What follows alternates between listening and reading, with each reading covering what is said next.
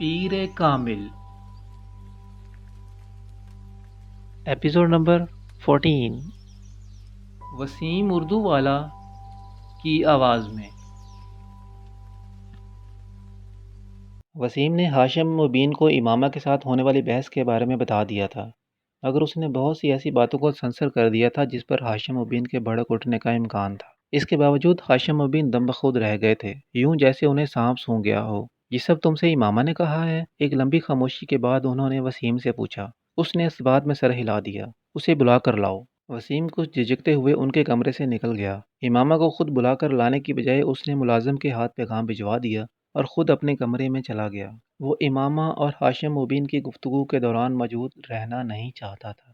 ہاشم مبین کے کمرے کے دروازے پر دستک دے کر وہ اندر داخل ہوئی تو اس وقت ہاشم اور ان کی بیگم بالکل خاموش بیٹھے تھے۔ ہاشم مبین نے اسے جن نظروں سے دیکھا تھا اس نے اس کے جسم کی لرزش میں کچھ اور اضافہ کر دیا۔ بابا، آپ نے مجھے بلوایا تھا؟ کوشش کے باوجود وہ روانی سے بات نہیں کہہ سکی۔ ہاں، میں نے بلوایا تھا۔ وسیم سے کیا بکواس کی ہے تم نے؟ ہاشم مبین نے بلا تمہید بلند آواز میں اس سے پوچھا۔ وہ اپنے ہونٹوں پر زبان پھیر کر رہ گئی۔ کیا پوچھ رہا ہوں تم سے؟ وہ ایک بار پھر دھاڑے۔ شرم سے ڈوب مرنا چاہیے تمہیں۔ خود گناہ کرتی ہو اور اپنے ساتھ ہمیں بھی گناہ گار بناتی ہو۔ امامہ کی آنکھوں میں آنسو آ گئے۔ تمہیں اپنی اولاد کہتے ہوئے مجھے شرم آ رہی ہے۔ کون سی کتابیں لائی ہو تم؟ وہ مشتعل ہو گئے تھے۔ جہاں سے یہ کتابیں لے کر آئی ہو کل تک وہیں دے آؤ، ورنہ میں انہیں اٹھا کر باہر پھینک دوں گا۔ جی بابا۔ اس نے اپنے آنسو پونچھتے ہوئے صرف اتنا ہی کہا۔ راج کے بعد اگر تم نے جویریہ کے ساتھ میل جول رکھا تو میں تمہارا کالج جانا بند کر دوں گا۔ بابا، جویریہ نے مجھ سے کچھ نہیں کہا، اس کو تو کچھ پتہ ہی نہیں ہے۔ اس بار امامہ نے قدرے مضبوط آواز میں احتجاج کیا۔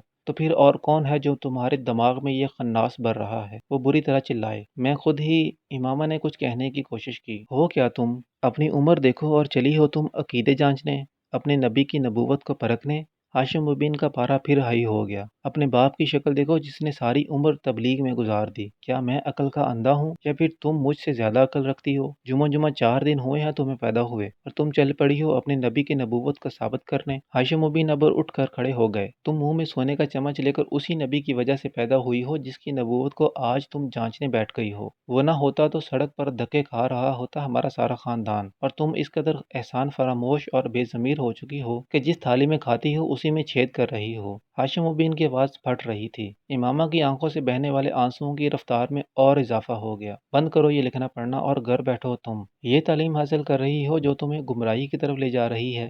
ان کے اگلے جملے پر امامہ کی سٹی گم ہو گئی۔ اس کے وہم و گمان میں بھی نہیں تھا کہ وہ اسے گھر بٹھانے کی بات کریں گے۔ بابا، آئی ایم سوری۔ ان کے ایک جملے نے اسے گھٹنے ٹیکنے پر مجبور کر دیا تھا۔ مجھے تمہاری کسی ایکسکیوز کی ضرورت نہیں ہے، بس کہہ دیا کہ گھر بیٹھو تو گھر بیٹھو۔ بابا، میرا یہ مطلب تو نہیں تھا۔ پتہ نہیں وسیم، اس نے آپ سے کس طرح بات کی ہے۔ اس کے آنسو اور تیزی سے بہنے لگے۔ پھر بھی میں آپ سے کہہ رہی ہوں کہ میں آئندہ ایسا کچھ نہیں پڑھوں گی، نہ ہی ایسی کوئی بات کروں گی۔ پلیز بابا، اس نے منت کی۔ ان معذرتوں کا سلسلہ وہیں ختم نہیں ہوا تھا۔ اگلے کئی دن تک وہ ہاشم مبین سے معافی مانگتی رہی اور پھر تقریباً ایک ہفتے کے بعد وہ نرم پڑ گئے تھے اور انہوں نے اسے کالج جانے کی اجازت دے دی تھی، مگر اس ایک ہفتے میں وہ اپنے پورے گھر کی لعنت ملامت کا شکار رہی تھی۔ ہاشم مبین نے اسے سخت قسم کی تنبیہ کے بعد کالج جانے کی اجازت دی تھی، مگر اس ایک ہفتے کے دوران ان لوگوں کے رویے نے اسے اپنے عقیدے سے مزید متنفر کیا تھا۔ اس نے ان کتابوں کو پڑھنے کا سلسلہ روکا نہیں تھا، بس فرق یہ تھا کہ پہلے وہ انہیں گھر لے آتی تھی اور اب وہ انہیں کالج کی لائبریری میں پڑھ لیا کرتی تھی۔ ایف ایس سی میں میرٹ لسٹ پر آنے کے بعد اس نے میڈیکل کالج میں ایڈمیشن لے لیا تھا۔ جیویریہ کو بھی اسی میڈیکل کالج میں ایڈمیشن مل گیا تھا۔ ان کی دوستی میں اب پہلے سے زیادہ مضبوطی آ گئی تھی اور اس کی بنیادی وجہ امامہ کے ذہن میں آنے والی تبدیلی تھی۔ سبیحہ سے امامہ کی پہلی ملاقات اتفاقاً ہوئی تھی۔ جیویریہ کی ایک کزن سبیحہ کی کلاس فیلو تھی اور اسی کے توسط سے امامہ کی اس سے شناسائی ہوئی۔ وہ ایک مذہبی جماعت کے اسٹوڈنٹ ونگ سے منسلک تھی اور ہفتے میں ایک بار وہ کلاس روم میں اسلام سے متعلق کسی نہ کسی ایک موضوع پر لیکچر دیا کرتی تھی۔ 40-50 کے لگ بھگ لڑکیاں اس لیکچر کو اٹینڈ کیا کرتی تھیں۔ سبیحہ نے اس دن ان سے متعارف ہونے کے بعد انہیں بھی اس لیکچر کے لیے انوائٹ کیا۔ وہ چاروں ہی وہاں موجود تھیں۔ میں تو ضرور آؤں گی، کم از کم میری شرکت کے بارے میں آپ تسلی رکھیں، جویریہ نے سبیحہ کی دعوت کے جواب میں کہا۔ میں کوشش کروں گی، وعدہ نہیں کر سکتی، رابعہ نے کچھ جھنپی ہوئی مسکراہٹ کے ساتھ کہا۔ میرا آنا ذرا مشکل ہے کیونکہ میں اس دن کچھ مصروف رہوں گی، زینب نے معذرت کرتے ہوئے کہا۔ سبیحہ مسکراتے ہوئے امامہ کو دیکھنے لگی جو اب تک خاموش تھی۔ امامہ کا رنگ کچھ فک ہو گیا۔ اور آپ آئیں گی؟ امامہ کی نظر جویریہ سے ملی جو اسے ہی دیکھ رہی تھی۔ ویسے اس بار کس موضوع پر بات کریں گی آپ؟ اس سے پہلے کہ امامہ کچھ کہتی، جویریہ نے صبیحہ کی توجہ اپنی طرف مبذول کر لی۔ شاید ایسا اس نے دانستہ طور پر کیا تھا۔ اس بار اسراف کے بارے میں بات ہوگی۔ اس ایک عادت کی وجہ سے ہمارا معاشرہ کتنی تیزی سے زوال پذیر ہو رہا ہے اور اس کے سدباب کے لیے کیا کیا کیا جا سکتا ہے، اسی موضوع پر گفتگو ہوگی۔ صبیحہ نے جویریہ کو تفصیل سے بتایا۔ آپ نے بتایا نہیں امامہ، آپ آ رہی ہیں؟ جویریہ سے بات کرتے کرتے صبیحہ ایک بار پھر امامہ کی طرف متوجہ ہو گئی۔ امامہ کا رنگ ایک بار پھر بدلا۔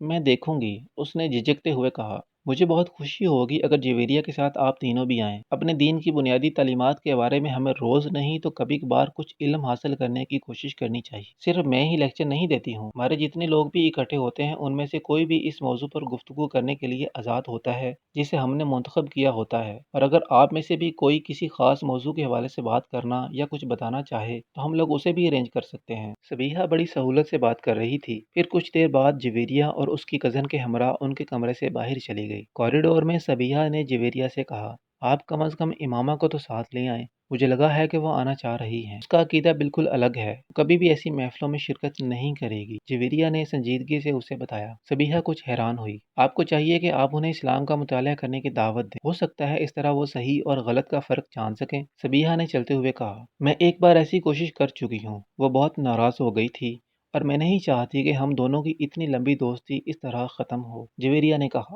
اچھے دوست وہی ہوتے ہیں جو ایک دوسرے کو گمراہی سے بچائیں، اور آپ پر بھی فرض ہے کہ آپ ایسا ہی کریں۔ صبیحہ نے کہا، وہ ٹھیک ہے، مگر کوئی بات سننے پر بھی تیار نہ ہو تو تب بھی صحیح بات کہتے رہنا فرض ہے۔ ہو سکتا ہے کبھی دوسرا آپ کی بات پر غور کرنے پر مجبور ہو جائے۔ صبیحہ اپنی جگہ درست تھی، اس لیے وہ صرف مسکرا کر رہ گئی۔ تم جاؤ گی اس کا لیکچر سننے؟ صبیحہ کے نکلنے کے بعد زینب نے رابعہ سے پوچھا۔ نہیں، میرا کوئی ارادہ نہیں ہے، میں ایسے لیکچر ہضم نہیں کر سکتی، رابعہ نے اپنی کتابیں اٹھاتے ہوئے لاپرواہی سے کہا۔ امامہ زینب اور جویریہ کے برعکس وہ قدرے آزاد خیال تھی اور زیادہ مذہبی رجحان بھی نہیں رکھتی تھی۔ ویسے میں نے صبیحہ کی خاصی تعریف سنی ہے، زینب نے رابعہ کی بات کے جواب میں کہا۔ ضرور سنی ہوگی، بولتی تو واقعی اچھا ہے، اور میں نے تو یہ بھی سنا ہے کہ اس کے والد بھی کسی مذہبی جماعت سے منسلک ہیں، ظاہر ہے پھر اثر تو ہوگا۔ رابعہ نے اس کی معلومات میں اضافہ کیا۔ امامہ ان سے کچھ دور ایک کونے میں اپنی کتابیں لیے بیٹھی بظاہر ان کا مطالعہ کرنے میں مصروف تھی، مگر ان دونوں کی گفتگو بھی اس تک پہنچ رہی تھی۔ اس نے شکر کیا کہ ان دونوں نے اسے اس گفتگو میں گھسیٹنے کی کوشش نہیں کی۔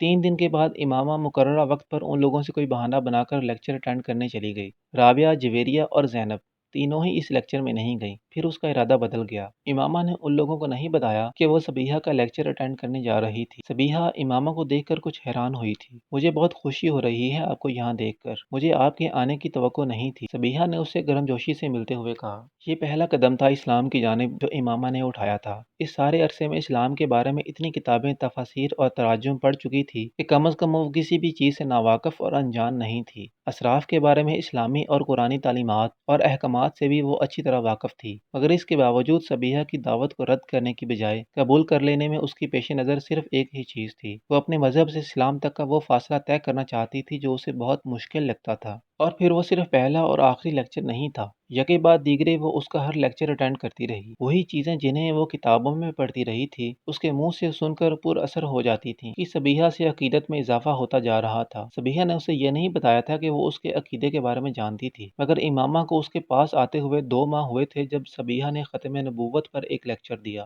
قرآن پاک وہ کتاب ہے جو حضرت محمد صلی اللہ علیہ وسلم پر نازل ہوئی۔ صبیحہ نے اپنے لیکچر کا آغاز کیا، اور قرآن پاک میں ہی اللہ نبوت کا سلسلہ حضرت محمد صلی اللہ علیہ وسلم پر ختم کر دیتے ہیں۔ وہ کسی دوسرے نبی کی کوئی گنجائش باقی نہیں رکھتے۔ اگر کسی نبی یعنی حضرت عیسیٰ علیہ السلام کا دوبارہ نزول کا ذکر ہے بھی تو وہ بھی ایک نئے نبی کی شکل میں نہیں ہے، بلکہ ایک ایسی نبی کا دوبارہ نزول ہے جن پر نبوت حضرت محمد صلی اللہ علیہ وسلم سے بہت پہلے نازل کر دی گئی تھی، اور جن کا دوبارہ نزول ان کی اپنی امت کے لیے نہیں بلکہ حضرت محمد صلی اللہ علیہ وسلم کی امت کے لیے ہی ہوگا، اور آخری نبی حضرت محمد صلی اللہ علیہ وسلم ہی ہیں، بلکہ حضرت محمد صلی اللہ علیہ وسلم کی امت کے لیے ہی ہوگا، اور آخری نبی حضرت محمد صلی اللہ علیہ وسلم ہی رہیں گے۔ کسی بھی آنے والے دور میں یا کسی بھی گزر جانے والے دور میں یہ رتبہ اور فضیلت کسی اور کو نہیں دی گئی۔ کیا یہ ممکن ہے کہ اللہ ایک پیغمبر کو یہ رتبہ اور درجہ عطا کرتا اور پھر اسے اس سے چھین کر کسی دوسرے شخص کو دے دیتا ہے؟ قرآن پاک میں اللہ فرماتا ہے، بات میں اللہ سے بڑھ کر سچا کون ہے؟ تو کیا یہ ممکن ہے کہ وہ اپنی بات کو خود ہی رد کر دیتا؟ اور پھر اگر اللہ کی اس بات کی گواہی حضرت محمد صلی اللہ علیہ وسلم خود دیتے ہیں کہ ہاں وہ اللہ کے آخری رسول صلی اللہ علیہ وسلم ہیں اور ان کے بعد دوبارہ کوئی نبی نہیں آئے گا، پھر کیا ہمارے لیے کسی بھی طور پر یہ جائز اور مناسب ہے کہ ہم کسی دوسرے شخص کے نبوت کے دعوے پر غور تک کریں؟ انسان اللہ کی مخلوقات میں صرف وہ واحد مخلوق ہے جسے عقل جیسی نعمت سے نوازا گیا، اور یہ ایسی مخلوق ہے جو اسی عقل کو استعمال کر کے سوچنے پر آئے تو خود اللہ کے وجود کے لیے ثبوت کی تلاش شروع کر دیتی ہے، پھر اس سلسلے کو یہیں پر محدود نہیں رکھتی بلکہ اسے پیغمبروں کی ذات تک دراز کر دیتی ہے، پہلے سے موجود پیغمبروں کی نبوت کے بارے میں سوال کرتی ہے، پھر انہیں پیغمبر مان لیتی ہے، اور اس کے بعد قرآن کے واضح احکامات کے باوجود زمین پر مزید پیغمبروں کی تلاش شروع کر دیتی ہے، اور اس تلاش میں یہ بات فراموش کر دیتی ہے کہ نبی بنتا نہیں تھا، بنایا جاتا تھا، اسے مبعوث کیا جاتا تھا، اور ہم انسانی ایوولوشن کی ان آخری دہائیوں میں کھڑے ہیں جہاں مزید نبیوں کی آمد کا سلسلہ اس لیے ختم کر دیا گیا کیونکہ انسان کے لیے ایک دین اور ایک نبی کا انتخاب کر لیا گیا۔ اب کسی نئے عقیدے کی ضرورت نہیں بلکہ صرف تقلید کی ہے، صرف تقلید یعنی پریکٹس اس ایک آخری اور مکمل دین کی جسے پیغمبر اسلام حضرت محمد صلی اللہ علیہ وسلم پر ختم کر دیا گیا ہے، اور اب وہ ہر شخص خسارے میں رہے گا جو دین کی رسی کو مضبوطی سے تھامنے کے بجائے تفرقے کی راہ اختیار کرے گا۔ اگر ہماری اعلیٰ تعلیم اور ہمارا شعور ہمیں دین کے بارے میں صحیح اور غلط کی تمیز تک نہیں دے سکتے تو پھر ہم میں اور اس جانور میں کوئی فرق نہیں جو سبز تازہ گھاس کے ایک گٹھے کے پیچھے کہیں بھی جا سکتا ہے، اس بات کی پرواہ کیے بغیر کہ اس کا ریوڑ کہاں ہے۔ 40 منٹ کے اس لیکچر میں سبیحہ نے کسی اور غلط عقیدے یا فرقے کا ذکر بھی نہیں کیا تھا، اس نے جو کچھ کہا تھا بالواسطہ کہا تھا، صرف ایک چیز بلا واسطہ کہی تھی اور وہ حضرت محمد صلی اللہ علیہ وسلم کی ختم نبوت کا اقرار تھا۔ اللہ کے آخری پیغمبر حضرت محمد صلی اللہ علیہ وسلم تھے جنہوں نے 1400 سال پہلے مدینہ میں وفات پائی۔ 1400 سال سے پہلے مسلمان ایک امت کے طور پر اسی ایک شخص کے سائے میں کھڑے ہیں۔ 1400 سال بعد بھی ہمارے لیے وہ ایک آخری نبی صلی اللہ علیہ وسلم ہیں جن کے بعد کوئی دوسرا نبی بھیجا گیا نہ بھیجا جائے گا، اور ہر وہ شخص جو کسی دوسرے شخص میں کسی دوسرے نبی کی حق تلاش کرنے کی کوشش کرتا ہے اسے ایک بار اپنے ایمان کا از سر نو جائزہ لے لینا چاہیے، شاید یہ کوشش اسے اس عذاب سے بچا دے جس میں وہ اپنے آپ کو مبتلا کرنے کی کوشش کر رہا ہے۔ امامہ ہر لیکچر کے بعد سبیحہ سے مل کر جایا کرتی تھی، اس لیکچر کے بعد وہ سبیحہ سے نہیں ملی، ایک لمحہ بعد وہاں روکے بغیر وہ وہاں سے چلی آئی، عجیب سے ذہنی انتشار میں مبتلا ہو کر وہ کالج سے باہر نکل کے پیدل چلتی رہی، کتنی دیر فٹ پاتھ پر چلتی رہی اور اس نے کتنی سڑکیں عبور کیں اسے اندازہ نہیں ہوا، کسی معمول کی طرح چلتے ہوئے وہ فٹ پاتھ سے نیچے نہر کے کنارے بنی ہوئی ایک بینچ پر جا کر بیٹھ گئی، سورج غروب ہونے والا تھا اور اوپر سڑک پر گاڑیوں کے شور میں اضافہ ہو گیا تھا، وہ چپ چاپ نہر کے بہتے ہوئے پانی کو دیکھتی رہی، ایک لمبی خاموشی کے بعد اس نے بڑبڑاتے ہوئے خود سے پوچھا، آخر میں کر کیا رہی ہوں اپنے ساتھ؟ آخر میں کر کیا رہی ہوں اپنے ساتھ؟ کیوں اپنے آپ کو الجھا رہی ہوں؟ آخر کس یقین کی کھوج میں سرگرداں ہوں اور کیوں؟